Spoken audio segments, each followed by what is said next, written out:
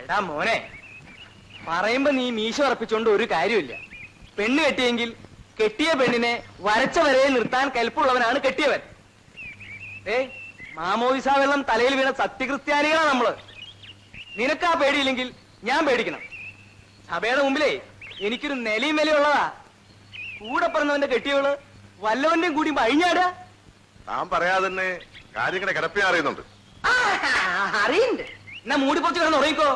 ഒരുമാതിരി ചൊറിഞ്ഞ് വർത്താനം പറഞ്ഞോണ്ടല്ലോ. അപ്പൊ ചൊറിയുന്നുണ്ട്. ഈ ചൊറിച്ചിൽ എന്താ നീ മറ്റവരോട് കാണിക്കാത്തെ? അതിന് ഞാൻ എന്തോ വേണമെന്നാ പറഞ്ഞു തരാം. നീ ഒഴിക്ക്.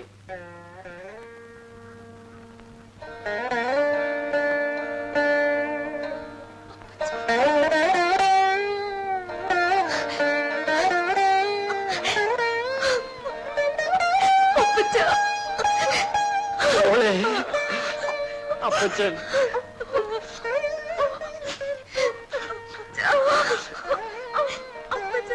മഠത്തിൽ എന്നെ അന്വേഷിച്ചു വന്നത്. ഞാൻ പറഞ്ഞപ്പോഴാ ചേച്ചി ഇവിടെ ഉണ്ടെന്ന് അറിയുന്നത്.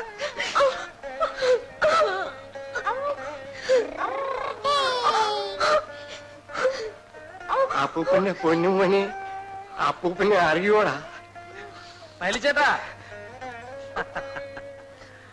താൻ വന്നു എന്നറിഞ്ഞപ്പോ ആ ക്ഷണം ഞാൻ ഇങ്ങോട്ട് ഓടിപ്പോരുകയായിരുന്നു. ആ കാര്യമൊക്കെ കൊള്ളാം, കഴിഞ്ഞതൊക്കെ കഴിഞ്ഞു. ഇത്രയും കാലം ഈ പിള്ളേര് തൂക്കിയ കണ്ണീര് കാണാൻ ഞാനേ ഉണ്ടായിരുന്നുള്ളൂ. ഇനി ഇവരെ ദണ്ഡിപ്പിച്ചിട്ട് ഇവിടുന്ന് ഇറങ്ങിപ്പോകാനുള്ള ഉദ്ദേശമാണെങ്കിൽ വയസ്സിന് മൂത്തതാണെന്നൊന്നും നോക്കൂല, ചുട്ട പെടയാൻ വെച്ച് തരും.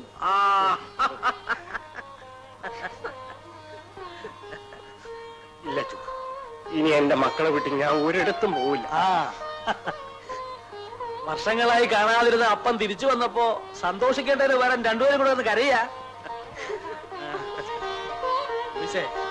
ഇവരിപ്പോ അപ്പനായി, മക്കളായി, പേരക്കുട്ടിയായി. കളരിക്ക് പുറത്ത് നമ്മളെന്തിനാ വെറുതെ? വാ വലിച്ചേട്ടാ, പള്ളിയിലേക്ക് വരണം.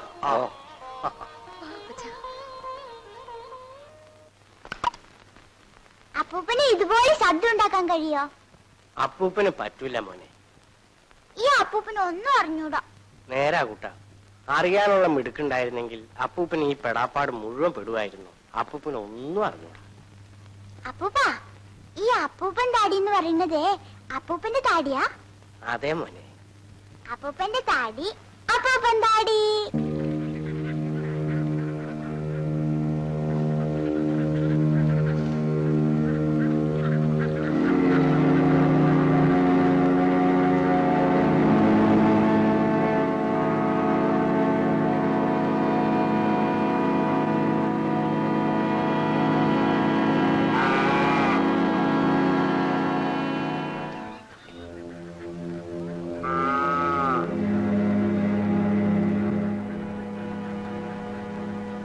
ഒരു ക്ലാസ് എടുത്തിട്ട് വേടാ.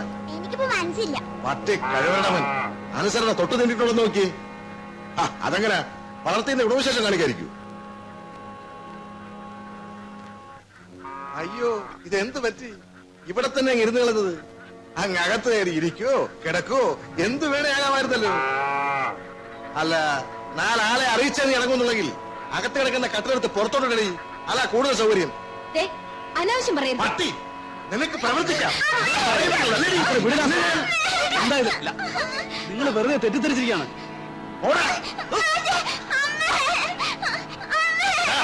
എന്റെ കെട്ടിയവളെ കുറിച്ച് എങ്ങനെ ധരിക്കണമെന്ന് നീ എന്നെ പഠിപ്പിക്കണ്ട.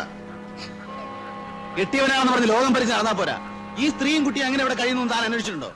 ഇവിടാ നിന്റെ വരുതിയിലെ കഴിയുന്ന നീ നാട് മുഴുവൻ പാട്ടാ. അത് അറിഞ്ഞിട്ട് തന്നെ ഞാനിങ്ങോട്ട് വന്നത്.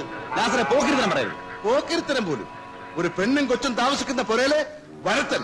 നിനക്കെന്താ ഇവിടെ കാര്യം? അതെ, ഞാനാ തീരുമാനിക്കേണ്ടത് ഈ പുരയിൽ ആർക്കാ കാര്യം.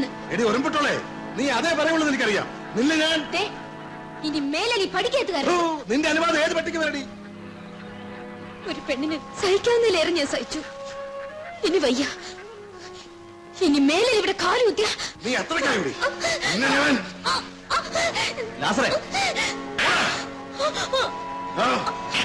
മോനെ, നീ പോയി അച്ഛനെ വിളിച്ചോണ്ട് വാ. വേച്ചില്ലേ വിട്ടു.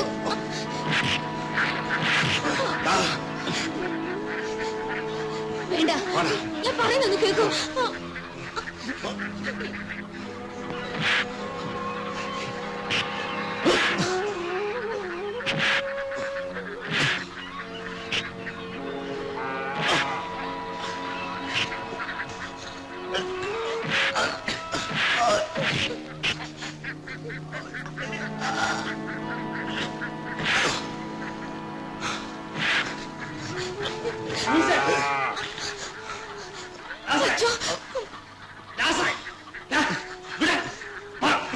ഇങ്ങോട്ട് വാ.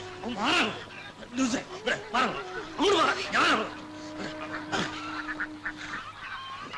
ദാസറേ, നീ പോ. പോടാ. ഞാൻ പൊക്കോളാം. പക്ഷെ ഈ കൂട്ടാട്ടത്തിന് നാട്ടുകാർ കൂട്ടി നിൽക്കുന്നുണ്ടെന്ന് എനിക്കത് കാണുന്നു. അച്ഛൻ വേണേ കുളപിടിച്ചു കൊടുത്തു. എത്ര നാളത്തേക്കെന്ന് ഞാൻ കാണിച്ചു തരാം. ലാസറേ, എടീ, ഞാൻ ഇനിയും വരും.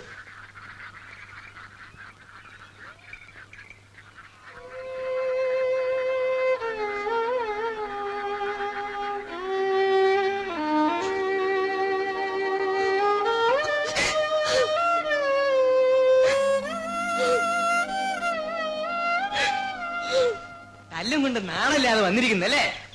എന്തിനേടാ നീയൊക്കെ ആണാണെന്ന് പറഞ്ഞ് നടക്കണേ? ഇയാളുടെ വർത്താനം കേട്ടത്തൊന്നും ഞാൻ വരെ പോകാനാണെന്ന്.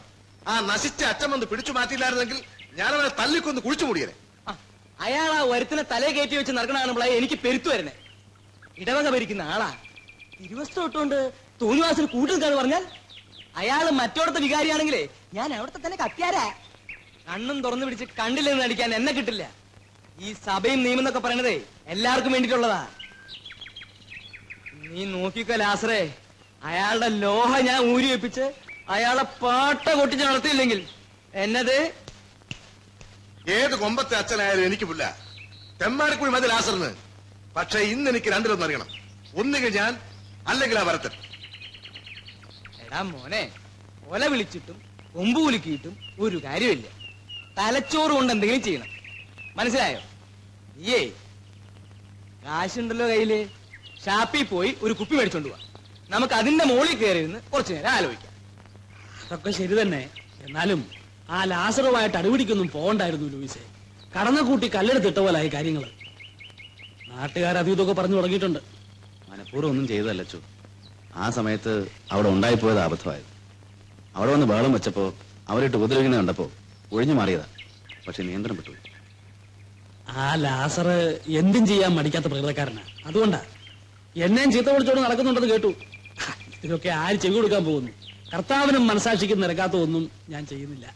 ആ വിശ്വാസം എനിക്കുണ്ട്. അതുമതി.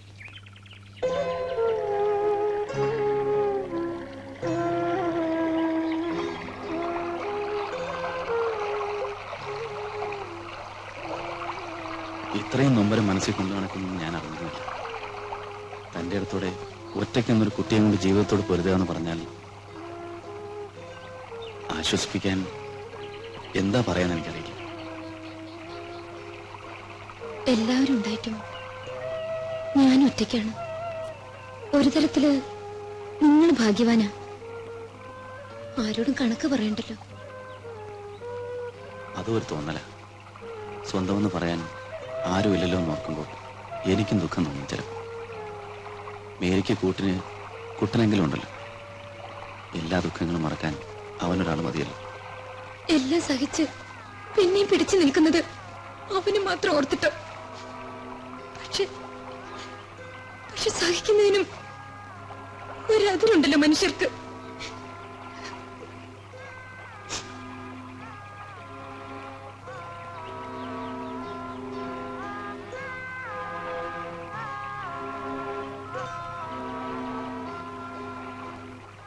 നിരാശപ്പെടരുത്. ഇനിയും പിടിച്ചു നിൽക്കണം. ഇത് ഒരു ഉപദേശമല്ല, പറയാനുള്ള അവകാശവുമില്ല. എന്നാലും